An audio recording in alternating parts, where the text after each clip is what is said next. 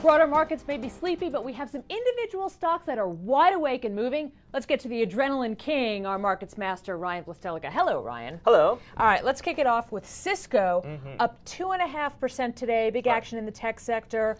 What's going on? Starting off some good news. Goldman Sachs added the company to its conviction buy list, the gold standard over there at Goldman, citing strong growth over there. In addition, Piper Jaffray, another brokerage, upgraded the stock, lifting it to overweight from neutral, one of the few places where being overweight is a good thing. Absolutely, and this is based on a predicted boost in fourth quarter profits, better margins, cost control, and also a recent $5 billion acquisition of a TV software developer, NDS, to add to future earnings. Could add to earnings, and again, that's all good news, and we're seeing the stock up about 2.5% today. All right, let's move on to E-Trade.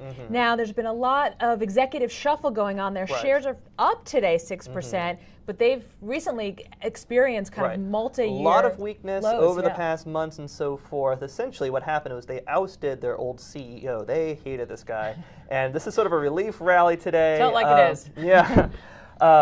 Investors are very encouraged that they're getting some new blood in there. For the moment, they've named Frank Petrilli as their interim CEO. He used to run TD Waterhouse. Now, he's just, like I said, they're on an interim basis. The board has formed a committee to find someone who will take on the position on a more permanent basis, and investors are hoping, no matter who it is, really, that whoever they name will do a better job. And again, on background, the stocks had multi-year lows. Second quarter earnings down 16% in July, so shares up 6% today. All right, so better news for E-Trade.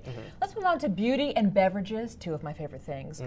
Elizabeth Arden up 15% today, thanks to the Beeb. Not the BBC, but the Bieber. Justin Bieber, what can't he do? Yeah, stock is hitting multi-year highs today. They had an incredibly strong 2013 earnings outlook thanks to strong sales. And of course, many companies have been struggling to grow their revenue in this environment, so this is especially strong. Like you said, Justin Bieber, one of the new fragrances. A new fragrance. I thought he smelled like Axe deodorant. No, it's more like cinnamon and, it's a whole medley. It's a potpourri, you would really. know. I'm wearing him right now. Okay, yeah. It's not out yet, no. So not only Justin Bieber, but Nicki Minaj. I perhaps could smell like Nicki Minaj. And they're also licensed for fragrances from True Religion and BCBG Max Adria. So clearly skewing younger at Elizabeth Arden. Bigger portfolio, lifting sales, lifting the stock today. Okay, yes, up 15%, I think, as we mentioned. Monster Beverages, which the Adrenaline King must be downing at the rate of I don't know what. Well, I seem to be the only one. They're down today, what, 7.5%? Reported second quarter earnings and sales were both below expectations. Again, we've sort of seen this with other discretionary stocks in the food sector like McDonald's, Chipotle, names like that. This isn't quite in that same category, but we are seeing people sort of pull back on these kinds of purchases. And like you said today, that's contributing to a big drop in the share price. Yeah, they're frequently talked of as a potential takeover target. Was great for Vitamin Water when they were acquired by Coke. Well, maybe these lower prices will lead to something like that. Okay. Let's go electric. We're staying with the adrenaline. Let's go electric.